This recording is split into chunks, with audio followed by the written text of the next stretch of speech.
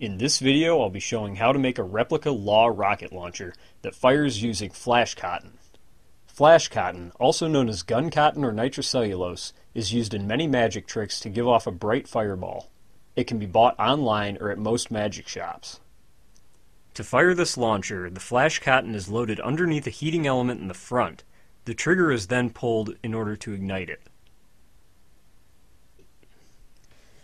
To start this project, the first step will be to take a 3-foot length of 3-inch diameter PVC pipe and press on a 4-inch to 3-inch reducing fitting onto either end. Now the next step will be to take a 1.5-inch PVC end cap and mount it to the inside of this pipe. Now to mount this end cap, I'm going to drill a hole down through the back of this fitting about a 1/2 inch from the edge. That hole will go down through the pipe and then into this end cap. The hole should be made to fit a machine screw about this size. This is 1.5 inches long and about 4 millimeters in diameter.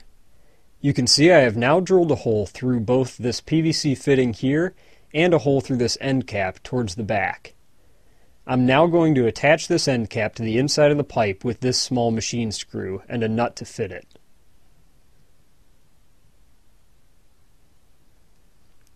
Now what we want to do is have 2 more screws coming into this end cap, one from about here and one from over here coming in this way. These 2 new screws are going to be the terminals for the igniter that is going to set off our flash cotton.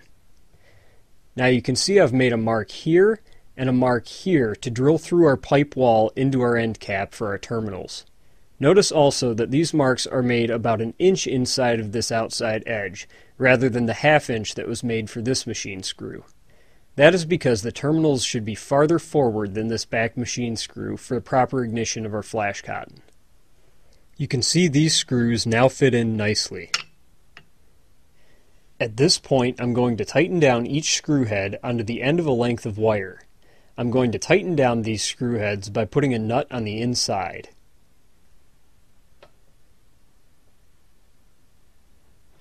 Now the next step is to take a length of nichrome wire and attach it between the 2 terminals. Nichrome stands for nickel chromium alloy.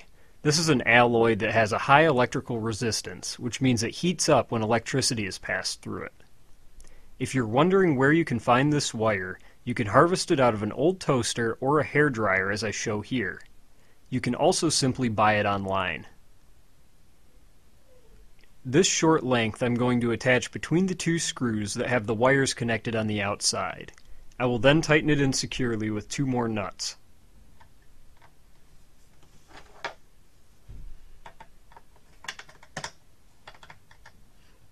Our ignition source is now complete. An optional step I've taken is to drill another hole through the wall of the pipe on either side through which to feed the wires. This will keep them out of sight. It is now time to move along toward the back of this pipe. You can see about 1.5 feet back from where this fitting is, I've drilled another hole where my 2 wires are now being fed out of. Another 2 inches behind this hole, I'm going to mount my trigger. What I'm using for the trigger is a replacement switch for most power tools. This particular switch has a safety button on the side, so that you have to press it down in order to pull the trigger.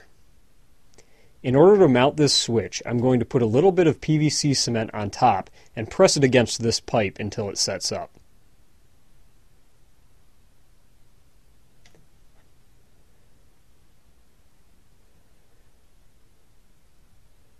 With our trigger now glued in place, one of the wires can be cut down and stripped on the end so that it can be fed inside one of the terminals. You want to leave enough slack in this first wire when you cut it so that it will rise around the trigger like this. This is so that your hand has room to fit inside.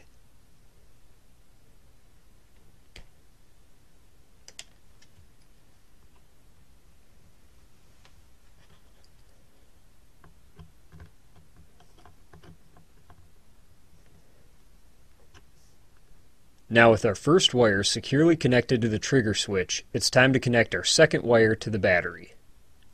Now before I can connect the wire to the battery will obviously need to be attached to the pipe somehow. Now you could put the battery on the inside of the pipe and keep it out of the way, but I think it'll look just fine on the outside right about here. I have here a few strips of Velcro that I will use to attach the battery to the pipe.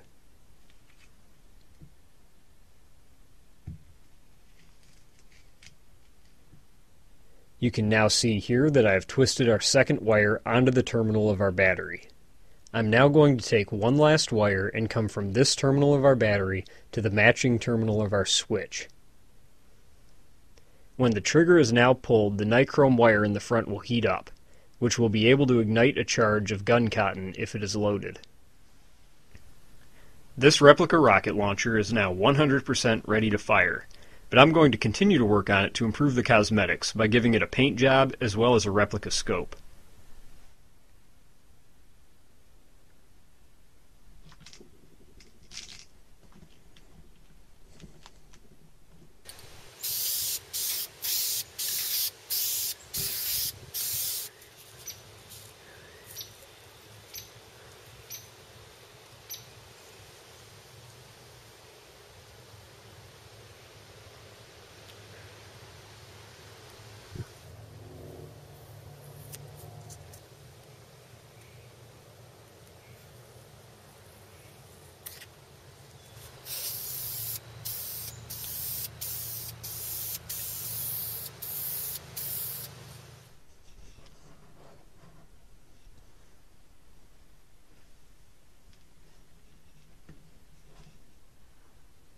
And that's all there is to it to build this Replica Law rocket launcher. If you liked this video, please comment, rate, and subscribe. And be sure to check out one of my other projects by clicking one of the boxes below.